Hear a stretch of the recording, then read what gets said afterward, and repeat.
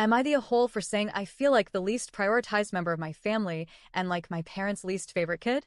My family is made up of me, 16M, my sister Hannah, 15F, my brothers Connor, 13M, and Seth, 11M, my youngest sister Jade, 9F, and our parents, both 49. Out of my siblings, Connor and Jade have ADHD, and Seth has dyslexia. I understand that those conditions require extra patience, more appointments, and sometimes unique teaching approaches. I've never had a problem with that. I know they need the help. Hannah doesn't have any diagnosed learning differences, but she has something else my parents absolutely adore, a talent for horseback riding. She's good, like competition level good, and my parents have been incredibly supportive of that. They pay for lessons, shows, travel, gear, and everything else, without hesitation. Weekends often revolve around her schedule. The living room shelves are full of her ribbons and trophies, proudly displayed. I get it. She's their shining star, the one with an impressive thing that everyone can point to and say, look at what she's achieved. But when it comes to me, I don't really have anything like that, at least not anything they've chosen to value. My hobbies, my school struggles, my achievements, they never seem important enough to make me a priority. When I was younger, I found something I loved: gymnastics.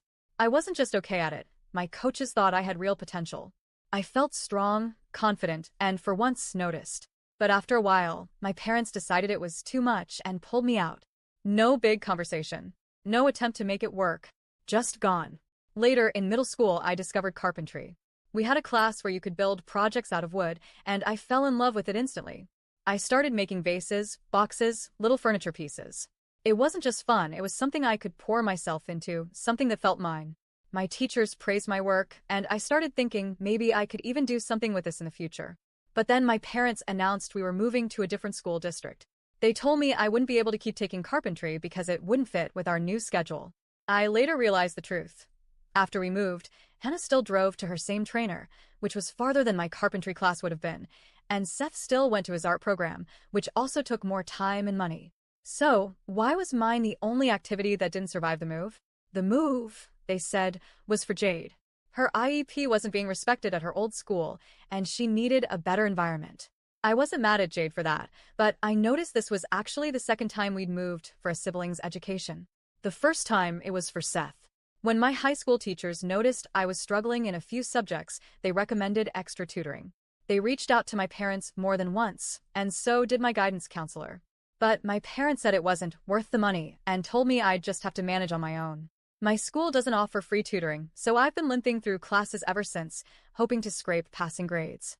And here's the kicker: Hannah, who also doesn't have ADHD or dyslexia, gets a math tutor because it's her weakest subject. My parents say she needs to keep up so she won't fall behind in competitions, since she's so busy with horses.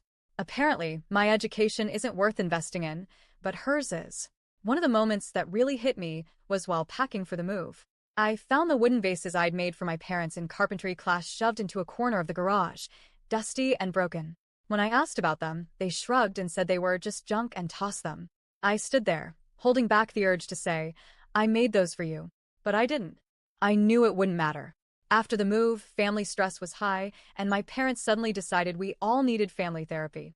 During one session, I finally did something I'd never done before. I told them exactly how I felt. I said I thought I was the least prioritized member of the family and felt like their least favorite kid. I explained about the activities, the lack of academic support, the way my interests were always the ones cut or ignored. The therapist actually turned to them and asked about the double standard. My parents' faces hardened immediately. They told me I had a victimhood mindset and that I should be grateful I didn't need the extra help my siblings required. The next 2 sessions after that were brutal. Every answer I gave was met with coldness or short, clipped responses. At home, the tension was so thick, I barely wanted to speak. Then one evening, my parents said they needed space from my selfish attitude and sent me to live with my grandparents for a few weeks. The therapist didn't approve, but they did it anyway, framing it as for the good of the family. At my grandparents' house, I kept replaying the therapy session in my head, wondering if I'd made a huge mistake by speaking up. Maybe if I'd stayed quiet, everything would be fine. I'd still feel invisible, but at least I wouldn't have been punished for saying so. But then another part of me thinks, why shouldn't I be allowed to say I feel hurt? Why is it selfish to want even a fraction of the support, attention, or encouragement my siblings get? I've spent years swallowing my feelings, pretending it's fine, telling myself that I just need to be more understanding. I love my siblings. None of this is their fault. But I can't shake the feeling that if I vanished tomorrow, my parents' lives wouldn't change much, except maybe it would make their schedules easier. So, am I the a-hole for telling my parents I feel like the least prioritized and their least favorite kid?